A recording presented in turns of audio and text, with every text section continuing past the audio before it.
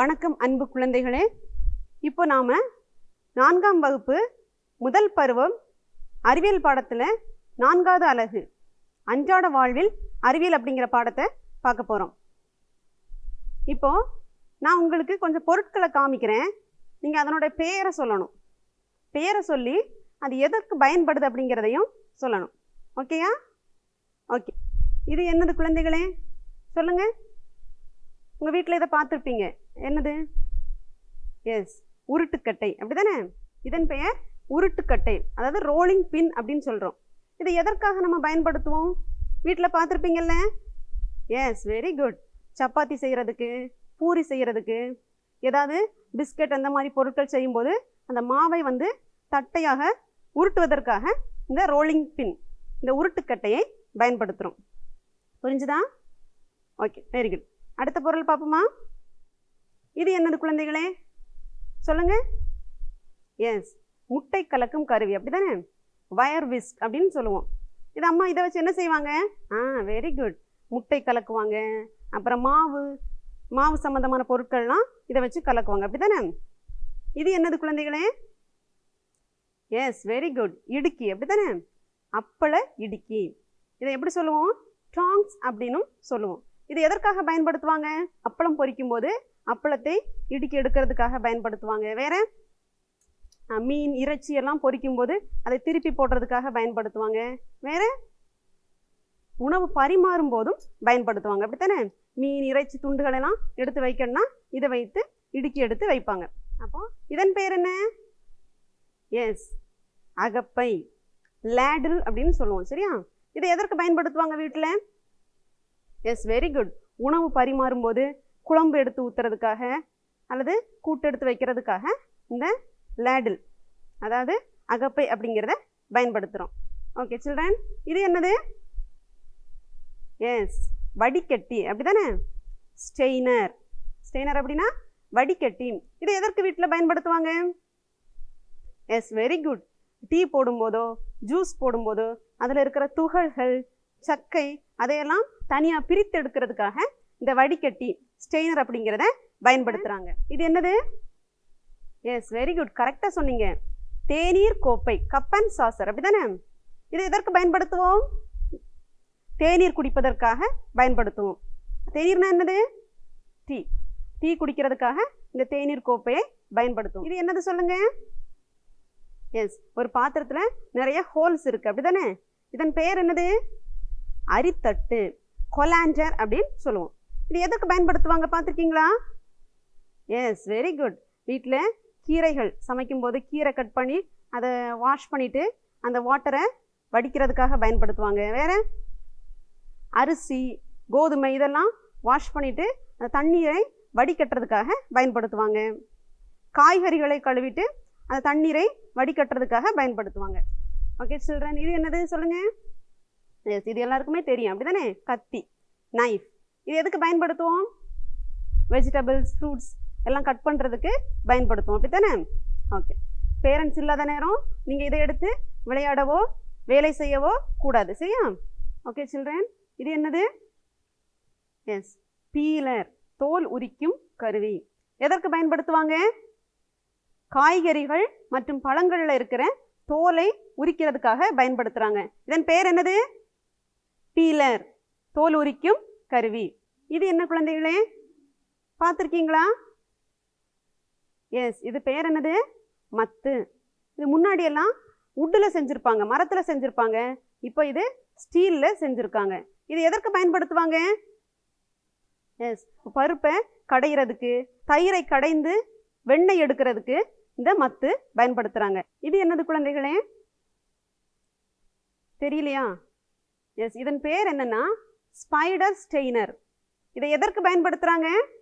இந்த எண்ணெயில் ஸ்நாக்ஸ் எல்லாம் பொரிப்பாங்கள்ல, எண்ணெயில் போட்டு பொரிப்பாங்கள்ல, அப்போது அந்த ஸ்நாக்ஸை எண்ணெயிலிருந்து பிரித்து எடுப்பதற்காக இந்த ஸ்டெய்னர் யூஸ் பண்ணுறாங்க.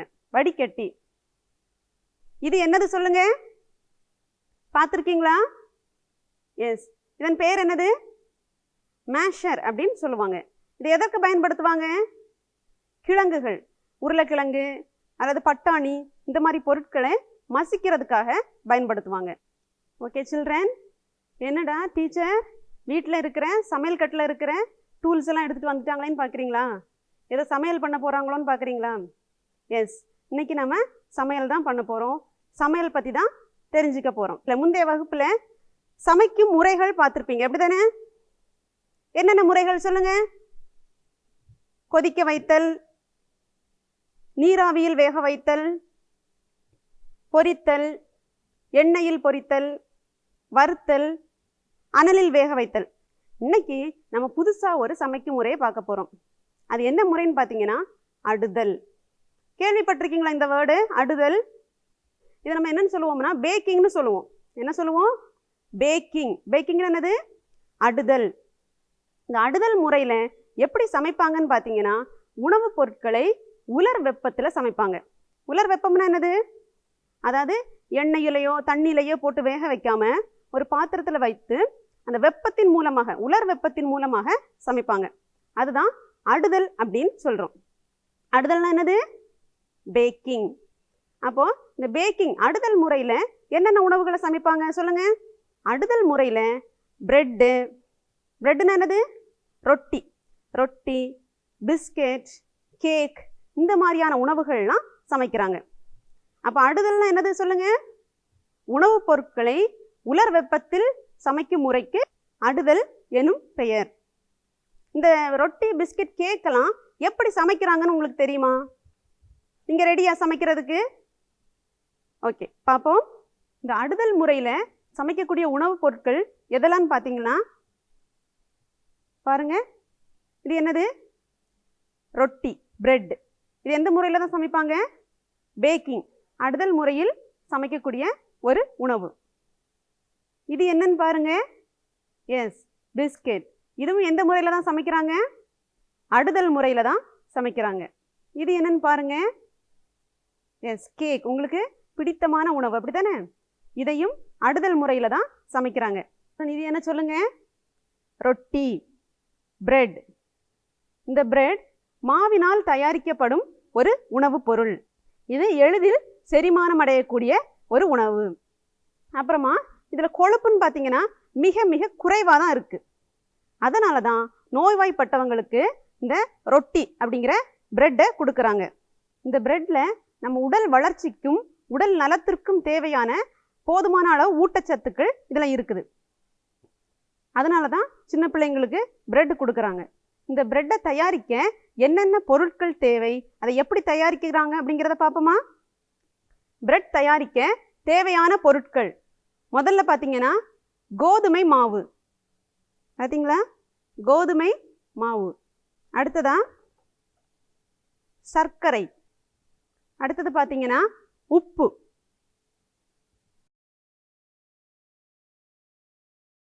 இதை எல்லாத்தையும் ஒரு பாத்திரத்தில் போட்டு மிக்ஸ் பண்ணி தண்ணி ஊற்றி மிக்ஸ் பண்ணணும்.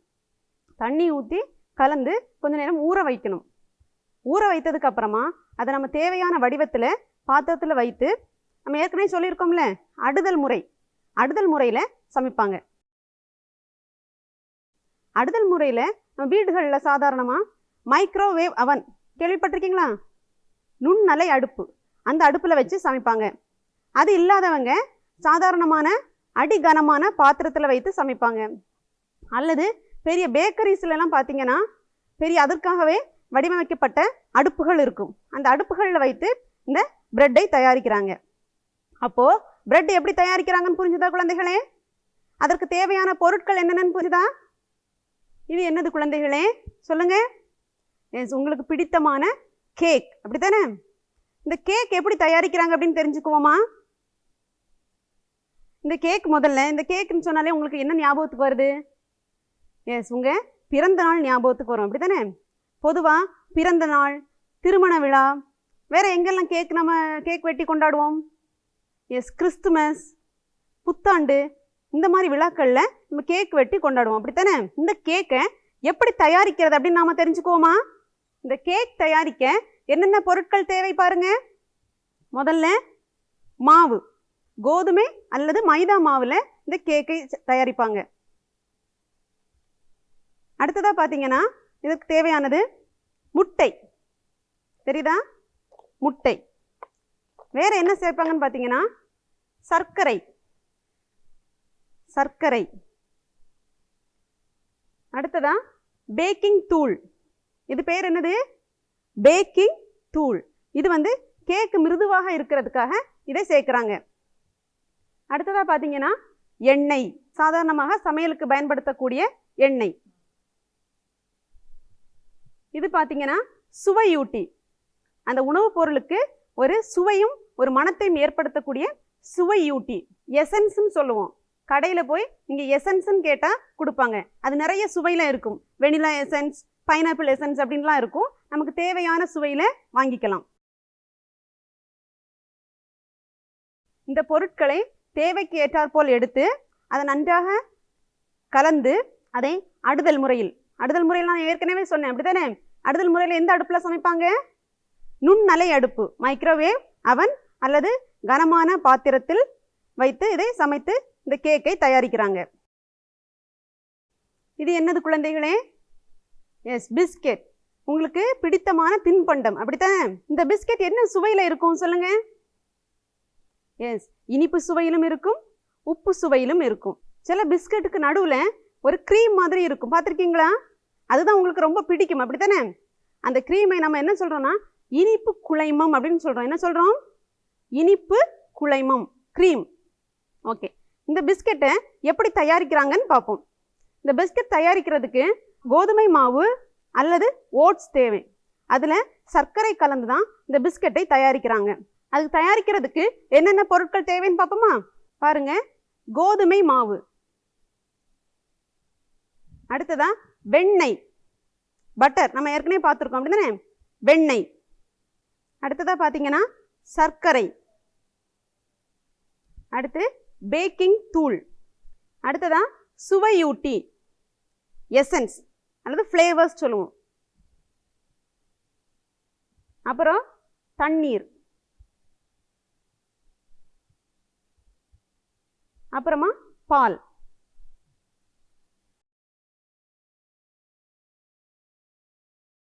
அதுக்கான ஒரு ட்ரே மாதிரி வச்சுருப்பாங்க. அதில் வச்சு நம்ம மைக்ரோவேவ் அவன், நுண்ணலை அடுப்பு அல்லது கனமான பாத்திரத்தில் வைத்து இந்த பிஸ்கெட்டை தயாரிக்கிறாங்க. அப்போது உங்களுக்கு பிஸ்கெட் எப்படி தயாரிக்கிறதுன்னு தெரிஞ்சுட்டு அப்படித்தானே? இன்னைக்கு நம்ம 3 பொருட்களை சமைக்கும் முறைகளை பார்த்துருக்கோம் அப்படித்தானே குழந்தைகளே? எஸ், எதெல்லாம் பார்த்தோம்? ரொட்டி தயாரித்தல், பிஸ்கெட் தயாரித்தல், கேக் தயாரித்தல். இந்த 3ம் தயாரிக்கிறதுக்கு தேவையான பொருட்களையும் தெளிவாக பார்த்துட்டோம். உங்களுக்கு நல்லா புரிஞ்சிருக்கும்னு நினைக்கிறேன். குழந்தைகளே, அடுத்ததான் நாம் பார்க்க போகிறது கெஜெட்ஸ். கெஜெட்ஸ்னால் என்னது? சிறு பொறி கருவிகள். சிறு பொறி கருவிகள் அப்படின்னா என்னன்னு தெரியுமா? தெரியலையா? ஓகே, நாம் வீடுகளில் பயன்படுத்தக்கூடிய சிறிய மின்னணு இயந்திரங்கள் தான் இந்த சிறு பொறி கருவிகள். இந்த சிறு பொறி கருவிகள் நம்ம வாழ்க்கையை மகிழ்ச்சியானதாகவும் எளிமையாகவும் மாற்றியிருக்கு. தெரியுமா உங்களுக்கு? பாருங்க, வீட்டில் இப்போ உங்கள் கையில் ஒரு லேப்டாப்போ ஒரு டேபோ ஒரு மொபைலை கொடுத்தா நீங்கள் என்ன ஆயிடுவீங்க? ரொம்ப மகிழ்ச்சியாகிடுவீங்க அப்படித்தானே? அந்த லேப்டாப்பு, டேபு, மொபைல் இது எல்லாமே என்னதான்? சிறு பொறி கருவிகள் தான். அதே மாதிரி இப்போ நாங்கள் ஆசிரியர்கள் ஒரு பாடத்தை உங்கள்கிட்ட நடத்துகிறோம். உங்களுக்கு ஒரு படத்தை விளக்கணும். முன்னாடியெல்லாம் என்ன செய்வோம்? ஒரு சார்ட் பேப்பரில் அதை வரைந்து அதை ஒரு அட்டையில் ஒட்டி உங்களுக்கு கொண்டு காமிப்போம். ஆனால் இப்போ எப்படி ஆகிட்டுது?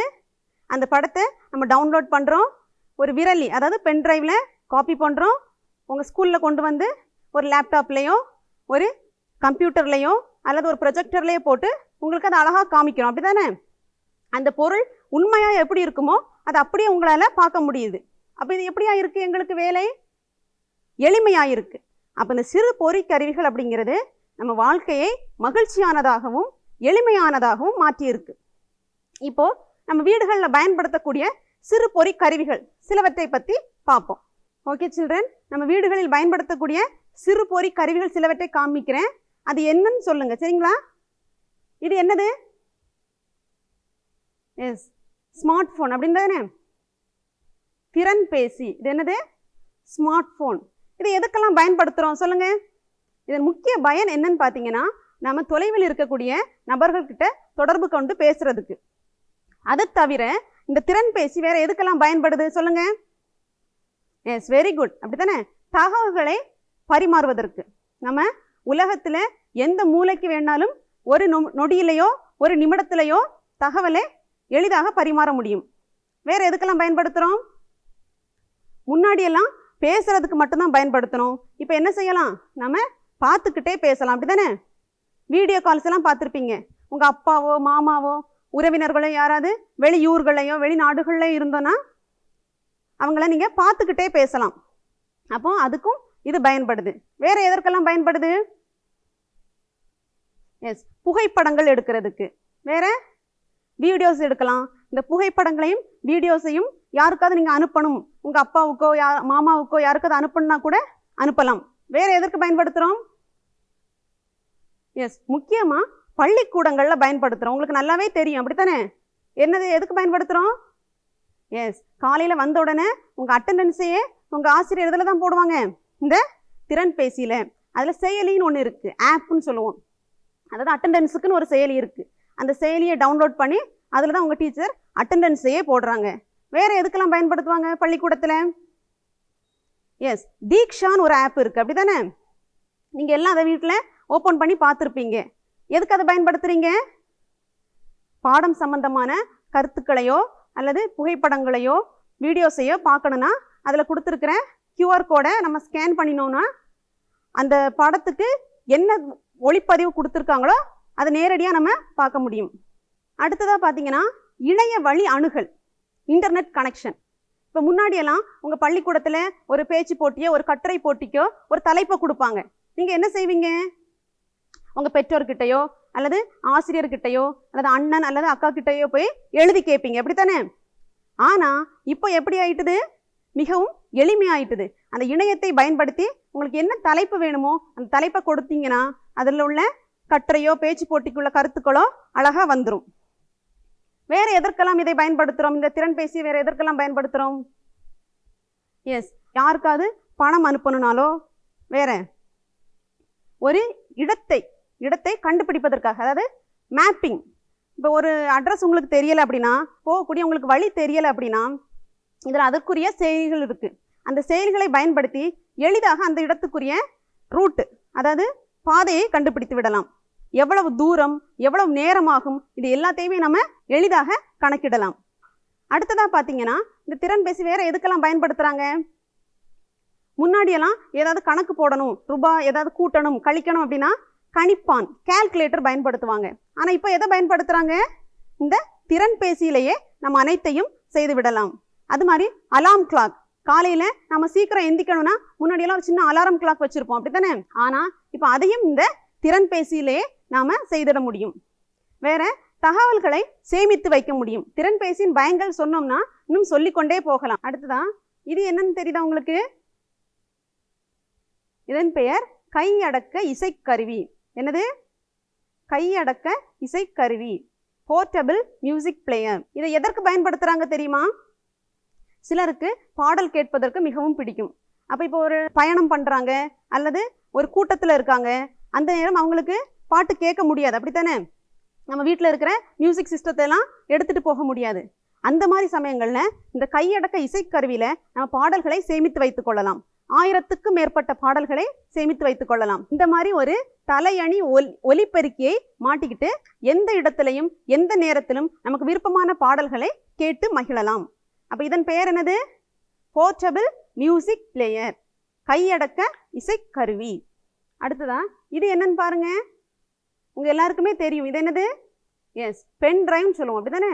விரலி, இதனுடைய பெயர் என்னது? விரலி, பென் டிரைவ். இதன் பயன் என்னது உங்களுக்கு தெரியுமா? இதில் நிறைய தகவல்களை சேமித்து வைக்கலாம். எந்த தகவல்கள் வேணாலும் சேமித்து வைக்கலாம். அப்புறம் இந்த தகவல்களை ஒரு கம்ப்யூட்டர்லேருந்து ஒரு டிவிக்கோ அல்லது ஒரு கம்ப்யூட்டர்லேருந்து ஒரு திறன்பேசி மொபைல் ஃபோனுக்கோ இதை நீங்கள் டிரான்ஸ்ஃபர் பண்ணிக்கலாம், பரிமாற்றம் பண்ணிக்கலாம். அப்போ இது என்னன்னு சொல்லுங்கள்? விரலி, பென் டிரைவ். இதன் பயன் தகவல்களை சேமித்து வைக்கவும் தகவல்களை பரிமாறவும் பயன்படுது. இது என்ன குழந்தைகளே? தெரியுதா? எஸ், டார்ச் லைட், கையடக்க மின் விளக்கு. இது எப்பெல்லாம் நம்ம பயன்படுத்துவோம்?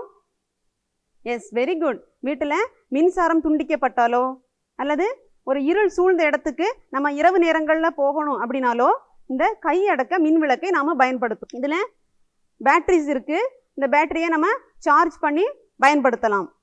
வேறு இதை நீங்கள் எங்கே பார்த்துருக்கீங்க சொல்லுங்கள்? தெரியலையா? சில நேரம் மருத்துவர்கள்கிட்ட நீங்கள் போவீங்களா, டாக்டர்ஸ் கிட்ட போகும்போது உங்கள் தொண்டையில் வலி எதுவும் இருந்தாலோ புண் எதுவும் இருந்தாலோ இந்த டார்ச்சை பயன்படுத்தி பார்ப்பாங்க. பார்த்துருக்கீங்களா? Yes, very good. அப்போது இதன் பெயர் என்னது? கையடக்க மின் விளக்கு. இதனோட பயன் உங்களுக்கு தெரியுமில்ல? இரவு நேரங்களில் வெளிச்சத்துக்காக இதை நாம் பயன்படுத்துகிறோம். இது என்னது குழந்தைகளே? இது எல்லார் வீட்லையும் உங்கள் கையில் தான் இருக்கும், அப்படித்தானே? இதன் பெயர் என்னது? எஸ், ரிமோட்னு சொல்லுவோம், அப்படித்தானே? Okay, remote. இதன் பெயர் என்னது? ரிமோட். இது எதற்காக நாம் பயன்படுத்துவோம்? சாதாரணமாக வீடுகளில் எதுக்கு பயன்படுத்துவோம்? டிவி பார்க்கும்போது ஒரு சேனல் மாற்றுறதுக்காகவோ அல்லது வால்யூம் அதனுடைய சவுண்ட் ஒலியை அதிகப்படுத்துவதற்காகவோ குறைக்கிறதுக்காகவோ இந்த ரிமோட்டை நாம் பயன்படுத்துகிறோம். அப்படின்னா இது ரிமோட்னா என்னது? Controlling system. அதாவது முன்னாடியெல்லாம் டிவியை ஆஃப் பண்ணணும் அல்லது ஆன் பண்ணணும் அல்லது சேனல் மாற்றணும்னா எப்படி பண்ணுவோம்? எந்திரிச்சு போய் டிவியில் பட்டன் இருக்கும், அதை பயன்படுத்தி மாற்றுவோம். ஆனால் இப்போது உட்கார்ந்த இடத்துல இருந்தே நம்ம எல்லா வேலைகளையும் செய்யலாம். எல்லாத்தையும் நம்ம இந்த ரிமோட்டை வச்சு கட்டுப்படுத்தலாம். வேறு இந்த ரிமோட் எங்கெல்லாம் பயன்படுத்துவாங்க பார்த்துருக்கீங்க?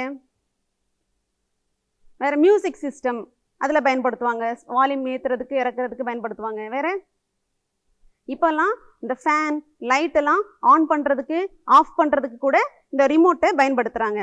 வேறு எங்கெல்லாம் பயன்படுத்துகிறாங்க? Yes, very good. காரில் பைக்கிலலாம் அதை ஆன் பண்ணுறதுக்கு ஆஃப் பண்ணுறதுக்கு இந்த ரிமோட்டை பயன்படுத்துகிறாங்க. ஓகே சில்ட்ரன், இது என்னது சொல்லுங்க? எஸ், இது புகைப்பட கருவி. என்னது இது? புகைப்பட கருவி. இப்போமெல்லாம் இதை நம்ம அதிகமாக பயன்படுத்துகிறதே கிடையாது. ஏன்? எல்லா வேலைகளையும் நம்ம அந்த திறன்பேசியிலே செய்துடுறோம். ஆனால் இந்த புகைப்பட கருவிக்கு முக்கிய வேலை என்னது? புகைப்படங்கள் எடுக்கிறது. நம்ம ஏதாவது ஒரு ஃபங்க்ஷன் விழாக்கு போயிருப்போம் அல்லது நம்ம சொந்தக்காரங்களை பார்த்துருப்போம். அந்த நிகழ்வுகளை ஞாபகத்தில் வைத்துக்கொள்ள இந்த புகைப்பட கருவியை பயன்படுத்தி புகைப்படங்கள் எடுத்து வச்சுருப்போம். அப்போ இதன் பெயர் என்னது? புகைப்பட கருவி. இது என்னது குழந்தைகளே சொல்லுங்க? தலை அணி ஒலிப்பெருக்கி, ஹெட்செட்னு சொல்லுவோம், அப்படிதானே? என்னது இது தமிழில்? தலை அணி ஒலிப்பெருக்கி. இதை எதற்கு பயன்படுத்துவோம்? வீட்டில் நீங்கள் படம் பார்க்கும்போதோ இல்லை கேம் விளையாடும் போதோ இதை பயன்படுத்துவீங்க, அப்படித்தானே? இதன் முக்கிய பயன் என்னென்னா, வீட்டில் எல்லாரும் இருப்பாங்க. அப்போது அந்த திரைப்படத்தின் ஒலியோ அல்லது கேமில் உள்ள ஒலியோ உங்களுக்கு மட்டும்தான் கேட்கும், மற்றவர்களுக்கு தொந்தரவாக இருக்காது. அதுதான் இதனுடைய முக்கிய பயன். இதன் பெயர் என்னது? தலை அணி ஒலிப்பெருக்கி. இது என்னது சில்ட்ரன் சொல்லுங்க? ஒலிப்பெருக்கி. என்னது? ஸ்பீக்கர். ஒலிப்பெருக்கின்னு சொல்லுவோம். இதை எதற்கு பயன்படுத்துவோம் தெரியுமா? வீட்டில் திரைப்படங்கள் பார்க்கும்போதோ அல்லது பாடல்கள் கேட்கும்போதோ அதிக ஒலியுடன் கேட்கணும் அப்படின்னா இந்த ஸ்பீக்கரை நம்ம பயன்படுத்துவோம். இதன் பெயர் என்னது?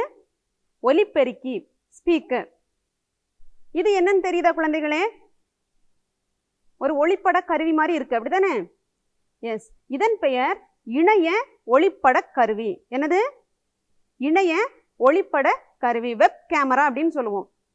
இதை எதற்காக பயன்படுத்துவோம் அப்படின்னா, வீடியோ கான்ஃபரன்ஸ்லாம் சொல்லுவாங்கல்ல, மீட்டிங் எல்லாம் இப்போ ஆன்லைனில் தான் நடக்குது. அப்போது இந்த இணைய ஒளிப்பட கருவியை நம்ம பயன்படுத்தினோம்னா நம்ம நேருக்கு நேராக இருந்து பேசுறது மாதிரியான ஒரு உணர்வை ஏற்படுத்தும். இப்போ நீங்கள் கேள்விப்பட்டிருப்பீங்க, முதல்வர் வீடியோ கான்ஃபரன்ஸ் மூலம் ஆலோசனை நடத்தினார் அல்லது பிரதமர் வீடியோ கான்ஃபரன்ஸ் மூலம் ஆலோசனை நடத்தினார் அப்படின்னு கேள்விப்பட்டிருப்பீங்க, அப்படிதானே? இது எல்லா வீடியோ கான்ஃபரன்ஸ்க்கும் இந்த இணைய ஒளிப்பட கருவி பயன்படுது. புரிந்துதா குழந்தைகளே? இது என்னது குழந்தைகளே? Yes, laptop. எல்லாரும் ஸ்கூல்ஸில் பார்த்துருப்பீங்க. இப்போ பெரும்பாலும் வீடுகளிலும் இது இருக்குது, அப்படித்தானே? இதன் பயன் என்ன? நம்ம கணினியில் செய்கிற அத்தனை வேலையுமே இந்த லேப்டாப்பை பயன்படுத்தி செய்ய முடியும். கணினி ஒரு இடத்துல நம்ம வச்சுருப்போம், அதை நம்ம போகிற இடத்துக்குலாம் எடுத்துகிட்டு போக முடியாது. ஆனால் இந்த லேப்டாப்பை நம்ம எங்கே போனாலும் எடுத்துகிட்டு போய் அங்கே போய் வேலை செய்ய முடியும். இதன் பெயர் என்னது? லேப்டாப், மடிக்கணினி. கடைசியாக நம்ம பார்க்க போகிற சிறு பொறி கருவி என்னன்னு பார்த்தீங்கன்னா டேப்லெட்னு சொல்லுவோம். டேப், கையடக்க கணினி. இது பார்த்தீங்கன்னா இந்த திறன்பேசிக்கும் இந்த லேப்டாப் மடிக்கணினிக்கும் இடைப்பட்ட வடிவத்தில் இருக்குது, இடைப்பட்ட சைஸில் இருக்கும். இந்த படத்தில் இருக்கு பாருங்க, இதுதான் டேப்லெட், கையடக்க கணினி. இது எதற்கெல்லாம் பயன்படுத்துவோம்னா தகவல்களை சேமித்து வைக்கிறதுக்கு பயன்படுது, அப்புறமா கேம்ஸ் விளையாடுறதுக்கு பயன்படுது, புத்தகங்கள் வாசிக்கிறதுக்கு பயன்படுது. இப்போ இதன் பெயர் என்னது? கையடக்க கணினி, டேப். சரி குழந்தைகளே, இந்த பாடப்பகுதி உங்களுக்கு நல்லா புரிஞ்சிருக்கும்னு நினைக்கிறேன், அப்படித்தானே? இப்போ நான் சில வினாக்கள் கேட்கிறேன், அதற்கான விடைகள் உங்களுக்கு தெரியுதான்னு பார்ப்போமா? சிறு பொறி கருவி என்றால் என்ன? சிறு பொறி கருவி என்றால் என்ன? இரண்டாவது கேள்வி, திறன்பேசியின் பயன்கள் சிலவற்றை கூறு. திறன்பேசியின் பயன்கள் சிலவற்றை கூறு. மூன்றாவது கேள்வி, உனக்கு தெரிந்த சிறு பொறி கருவிகள் சிலவற்றை கூறு. உனக்கு தெரிந்த சிறு பொறி கருவிகள் சிலவற்றை கூறு. விடைகளை சரிபார்ப்போமா? எஸ் சொல்லுங்க. சிறு பொறி கருவி என்றால் என்ன? Yes, very good. நாம் வீட்டில் பயன்படுத்தும் சிறு மின்னணு இயந்திரங்கள் சிறு பொறி கருவிகள் எனப்படும். சொல்லுங்க, நம் வீடுகளில் பயன்படுத்தும் சிறு மின்னணு இயந்திரங்கள் சிறு பொறி கருவிகள் எனப்படும். இரண்டாவது கேள்வி, திறன்பேசியின் பயன்கள் சிலவற்றை கூறு. சொல்லுங்க, திறன்பேசியின் பயன்கள் என்னென்ன? தொலைவில் இருப்பவரிடம் தொடர்பு கொள்ள பயன்படுது, தகவல்களை அனுப்புவதற்கு பயன்படுது, தகவல்களை சேமிக்க பயன்படுது. மூன்றாவது கேள்வி, உனக்கு தெரிந்த சிறு பொறி கருவிகள் சிலவற்றை கூறு. சொல்லுங்க, திறன்பேசி, கையடக்க கணினி, விரலி, விரலின் என்னது? பென்டிரைவ், டார்ச் லைட், கையடக்க மின்விளக்கு, மடிக்கணினி, லேப்டாப், கையடக்க இசைக்கருவி, ரிமோட், இப்படி நிறைய இருக்குது, அப்படி தானே? உங்களுக்கு தெரிந்ததெல்லாம் நீங்கள் எழுதலாம். குழந்தைகளே, இந்த பாடப்பகுதி உங்களுக்கு நல்லாவே புரிஞ்சிருக்கும்னு நினைக்கிறேன். மீண்டும் மற்றொரு பாடப்பகுதியில் உங்களை சந்திக்கிறேன். நன்றி, வணக்கம்.